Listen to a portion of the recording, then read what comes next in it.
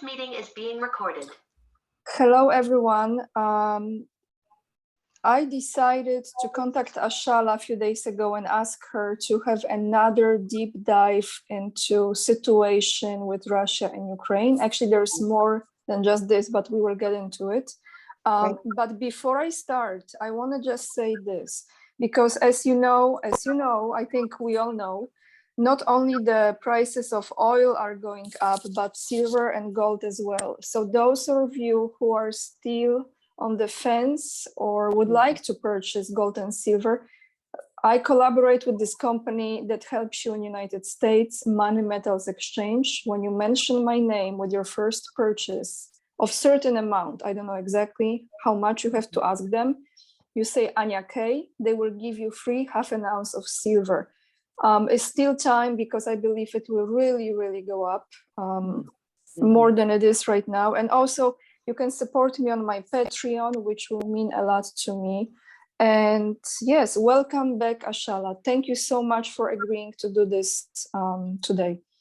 Thank you, Anya. As I've mentioned before, it's always such a delight and a pleasure and a real honor to step in these times in this way.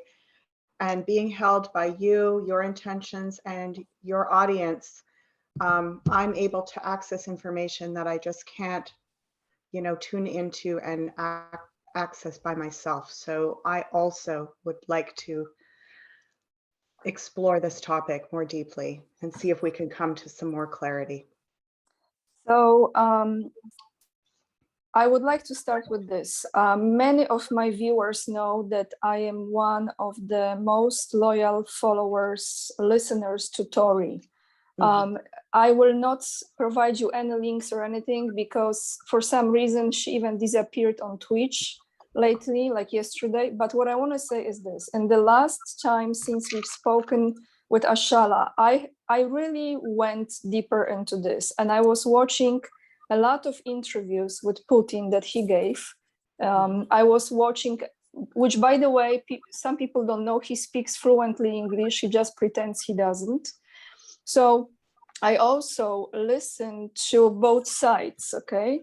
And to really see what they present. And I was listening a lot to Tori, to the previous recordings on Twitch, which you cannot find now, so don't ask me because I don't know where the account is gone. So first, I have 3 topics within this where I would like to go. The first one is this, and I will be quoting Tori a lot because she's, to me, the only one probably who really knows what's going on.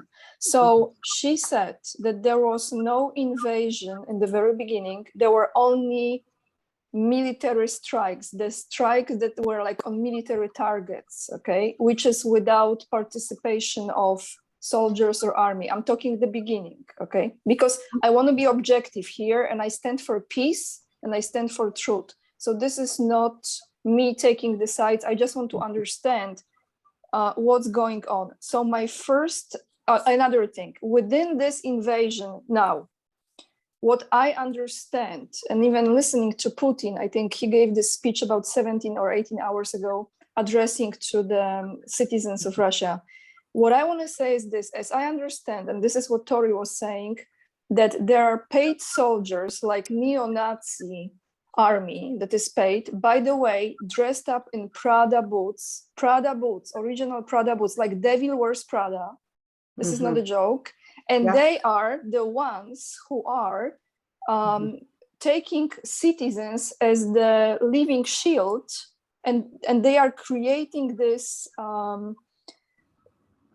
tension or this truly danger with this situation, because it's a catch, like there are citizens and there are them. So at the same time, I also know when I watch a lot, media, I don't trust a single word what they say. However, when I look at the journalists that are reporting from there, from Ukraine, and then I watch the streets behind them, how people are reacting, I see there's like a normal life going on, okay? Sometimes they can hide it, sometimes not. So my very first question is this. What was there really the invasion, and what is really going on now? Are there victims? Is this again like blow out of the proportion? What's going on with this, Ashala? Does it make sense? That invasion, what was it really? So I was tuning in when you said, was this a strategic military tactical invasion? Because that was kind of the first question you asked. So I laid down cards as you were saying that. And I got absolutely. Like, so was the original invasion? And I want to qualify this by saying, you know, this is us almost like, you know, wiping all the emotion out of our eyes. There's a lot of emotion here, right? So it's really hard to think clearly. Like, I mean, we're all getting choked up. We're all getting overwhelmed. But if we can like come into this beautiful neutral place that you and I are both coming from and say, we just want to tune in deeply and go forward one little step at a time. So absolutely clear answer that was originally only a tactical military, if you would even call it an invasion, strategic military targets. And I just want to say one more thing before I forget. And the next piece of insight that's coming in is we have a real situation of brainwashing and propaganda on the ground in the Ukraine. And that's been going on for, they're saying 7 to 10 years of and no surprise. I mean, look at what we're going through everywhere, right? Like this is not a big surprise here, but it helps to put things into perspective, because if you want to lead people into a certain experience of reality and you work on them for 7 to 10 years, getting them going in that direction, it's almost like they're just like these little, you know, I mean, they're just going to keep going there and believing that this is what's happening and so on. So it's, you know, we are all victims of this. This is not a judgment against those people. It's just so hard to really get a real take on reality and on truth when your brain has been literally, you know, washed and sent in a certain angle. So that needed to get said. Now you ask me what you were going to ask. Well, and this is absolutely on point, because there was one of the conversations that was taking place between a Russian journalist, investigative journalist, real journalist, and one of the anchors in whatever station it was, that was actually Tori showing.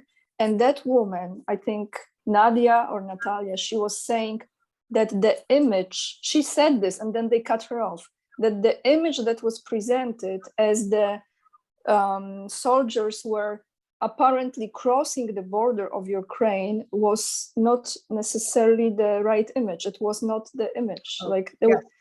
So this looks like okay. So now what's really taking place, to me, it seems like this, that not only brainwash, but, and this is what I have learned in the last week. So Ukraine has a debt, okay? And Ukraine is faced with either they sign with NATO and they will get a ridiculous discount on this debt, or they will, this is not my next question, but this is connected to the brainwashing, or then they choose to be completely debt-free, sovereign,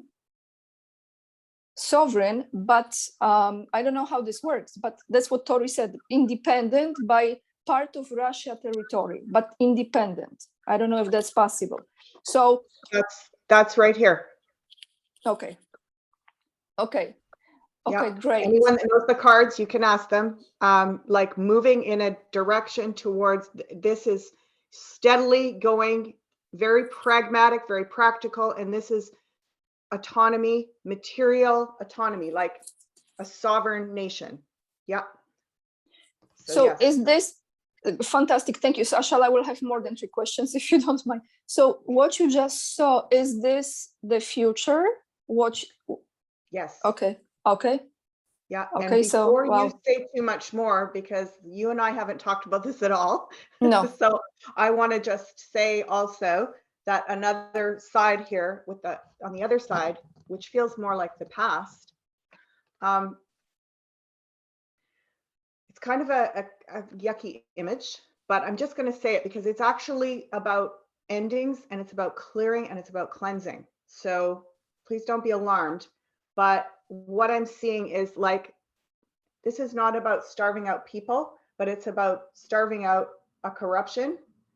And so there, you see what I'm saying? Like the image they showed me is of a parasite, and if you starve it, it eventually has to look elsewhere for food.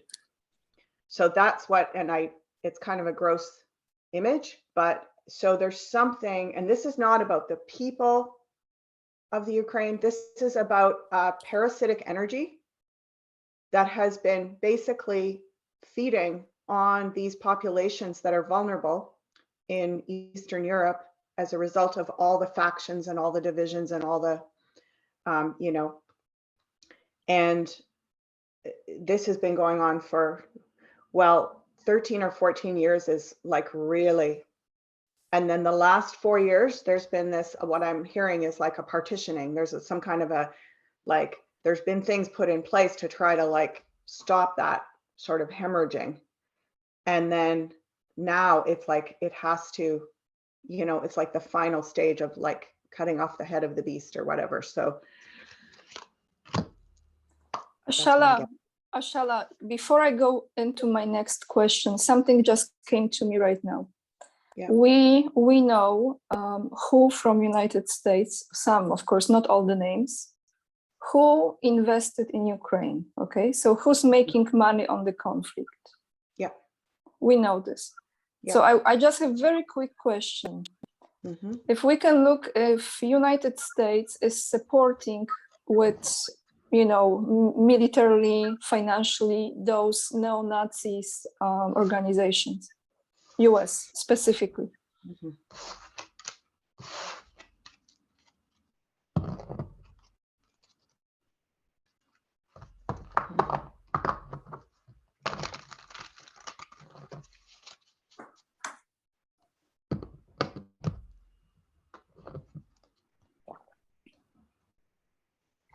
Single card, yes. Okay, that's what I thought as well. Devil wears Prada. Okay, now, again, I am not a journalist. I am not into politics. I was trying to understand the current events as much as I can from whatever information I could gain from this. So let's go into this. Russia has 9% of world's gold. They have oil, they have energy. Mm-hmm. And they also very, very recently on January 6th, this year, they signed an energy agreement with Turkey. I know they had before, but this is continuum for the next 4 years, which means Russia and Turkey are very much together, united because of the Black Sea and that region of transportation of the gas, of the oil, of energy. They are very much on the same side there. Mm-hmm. So situation pretty much looks like this. US or other European countries are threatening Putin that they will cut off the SWIFT system, yada, yada, yada. Now, Russia can pull this plug on the energy. And when they do this, because they can do this, mm-hmm. because Germany will say, like to Germany, like what Tori said that to Germany, Putin will say, I'm sorry, you have to pay up front if you want the energy, mm-hmm. but I don't take SWIFT. And the whole situation is really catch-22, like you said before, mm-hmm. in another meeting, because it looks like this, that very much likely it might come to the point when Putin will turn off that switch, what it will create. And actually, I written this down not to make a mistake, which means this. This is quoting Tori. Russia can pull this plug on Turkish flame, and then for 10 days, until they get the delivery of energy, there will be darkness all over Europe. So I was like, this is this 10 day of darkness. This is this 10 day of darkness. And my next question is he, which is Putin, going to pull off this plug? And will Europe experience, because of that, the 10 days of darkness?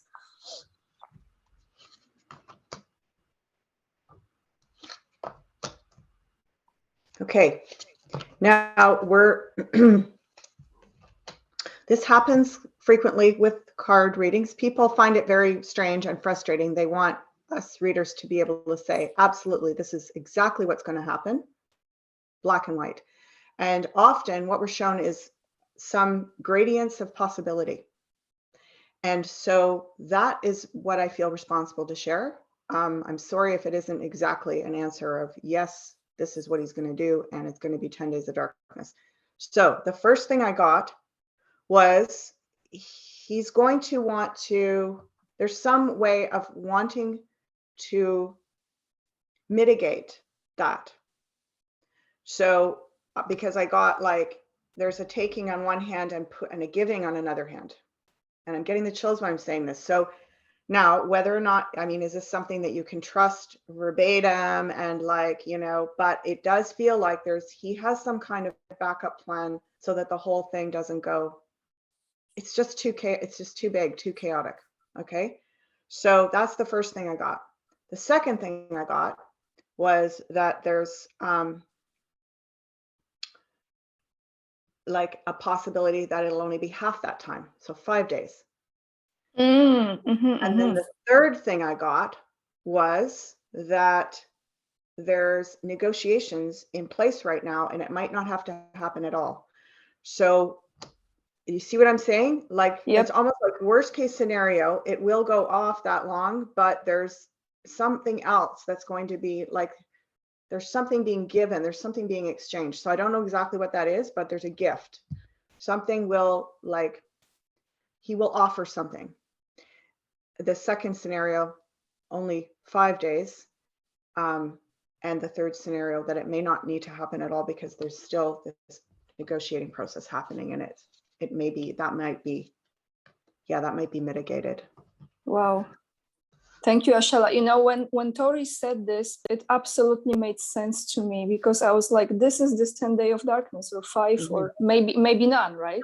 But Maybe that would really make sense as far as the action and reaction. And yeah, because everyone for 2 years is having this tomorrow, next month, 10 days. And I'm like, okay, like, let's be realistic in this, right?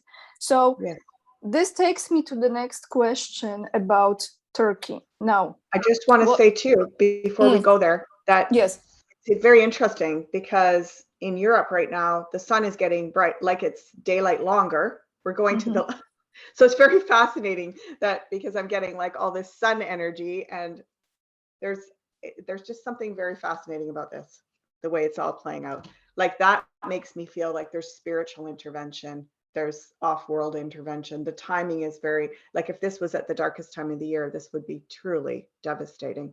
And not to mention energy in terms of heat. Like, light is one thing, but heat is another thing. And we're heading into summer in Europe. So good. Yes, although the next 2 months are still tricky, because sometimes it's winter, sometimes it's spring, you never know, you know? And my next question, like I started to say, was about Turkey. Now, the president of Turkey, let me read his name, Erdogan, he is being forced, in a way, pushed by NATO, by European Union, to make a stand with Russia. Now, as we know now after what I said, what I understand, he doesn't want to upset Russia. He doesn't approve what they are doing. He condemned that. However, he doesn't want to take more action, like, because they are collaborating with the energy. But what Tori said, and now I'm thinking about it, this will make sense. She said that Turkey will be next as far as conflict and this, and I'm thinking this makes sense because they're gonna create, the deep state, they're gonna create a situation, such a tension in Turkey that Turkey has to make a stand. So they are literally taking absolute advantage of every country just to create the war and conflict. If you go back and look at the history of World War II and the actual sequence of events and how it was like the domino effect, and it was all this urgency and this like reactiveness. It's like, oh, well, if you don't hurry up and take a side, you're going to get, and it's like, wow, have we not learned? Doesn't turn out well. Thank you, Ashala, for saying this. And now I'm in Poland, but then I will have one more question actually. But let me ask you this. Can you look into Turkey, how this will unfold with Turkey? Are they going to create a war in Turkey soon because of this situation? Because Turkey is, inflation, money is worthless now. So they are economically, not in a good position right now at all. Yeah.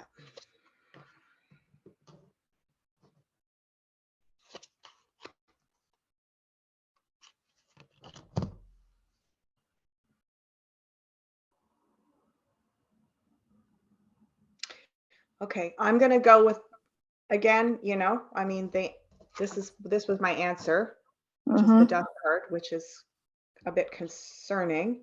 However, we, the inquirers, meaning also like the ones that are aware and trying to work on resolution outside of this, that's a pretty powerful, like, steps are being taken, things are moving in a good direction. And I'm going to go with the idea that there's a lot of intel going to come out, because this is also very slow. It's not like a fast, sudden tower or, Wheel of Fortune card where everything changes. This is a slow change. So if it is happening, it feels like it happens slowly enough. So you're asking about the invasion there. It happens slowly enough that a lot of information is getting leaked. This is like the secrets and underlying things. So I feel like so much intel is going to be happening, and it's going to, more and more is going to be brought to the surface. So as this action, as this potential is being unfolded, it's actually, again, it's stirring up the muck so that we see things more clearly. But we've got to be willing to stay out of that emotional reaction to everything and like really look at all the facts, all the, the things that you can prove based on the history, like you said, the economics and the politics of it and how the background of that. So yes, I would say there will be, but it will be slow and it will not get too far because there will be enough disclosure happening that it may actually halt this whole thing. Okay. Like going in that direction somehow may bring things to a head and halt them. And because it does feel, we've got all these really great cards on the side, all these wands cards, it's like there's a lot of energy moving, things are getting like slowly brought out onto the table, resolution is potential, we've got that Ace of Cups here again. So, it's almost, there's a little bit of a feeling of that these things have been simmering for decades. Yes. Right? You just said. So it's like there has to be some kind of a healing crisis. And I'm just going to vision and intend that it all happens so gradually without, God willing, without loss of life, that, or as minimal as possible. I mean, I just don't want to see any, and I'm intending and visioning that it's going to happen, as you said, the strategic, military, tactical types of invasions where, again, there's so much coming to the surface, so much intel that is disclosed as a result of that. So Okay. thankfully, I'm not seeing like a really big, bad, Okay, so extreme, immediate thing. that takes me to one more thing that I want to ask. As everyone probably realize, all of a sudden, COVID doesn't exist. Masks are unnecessary. No one's talking about it. And on the top of it, I don't know what's the number, how many refugees now they are actually taking to Poland, because Poland always like this, and it's not really that strong country financially, is getting better, but it's like they always stand in the middle of this situation. So now the refugees, no one's testing people, all of this, right? Like all of a sudden, like what's happening? No topic. But it's not what I want to ask about, because this is all connected to, as some people remember, in March, Fed supposed to give new interest rates, right? So Federal Bank in United States, okay? Yeah. Let's follow the money, because ultimately all comes down to money. Yep. So now, of course, they are talking that there might be no interest rates going up at all. So now because we have the Ukraine-Russia conflict, because of this.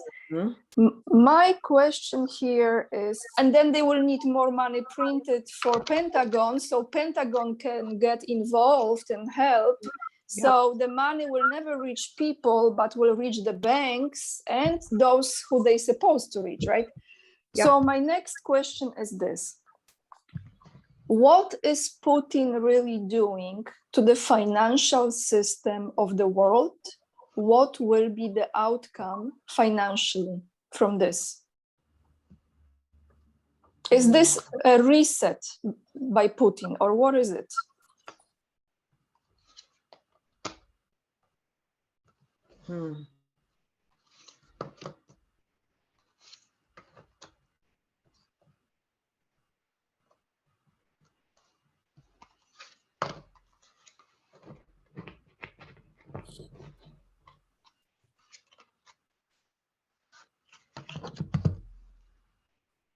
Okay, so I think this is good news, and I get a yes. And if you know about this card, the Wheel of Fortune, it literally is about fortunes and about life and where we find ourselves. Sometimes we end up on the bottom of the wheel, and then the wheel spins and you end up on the top of the wheel. So it's where things can suddenly go from one to the polar opposite. And if we look at the global economic system, it really needs to be turned on its head. So it is something that in a way is almost long overdue. And what I'm encouraged by here, what I'm getting, folks, is that there will be a period of challenge. And I really feel, because of what I'm seeing on either side here, we've got 10 of Wands and 3 of Cups. So 10 weeks to 3 months. It's like around 2.5 to 3 months. We could go through that period where things are looking very challenging. Now, when I did my soul sampler at the beginning of the year, I predicted that coming around the end of May, early June. So,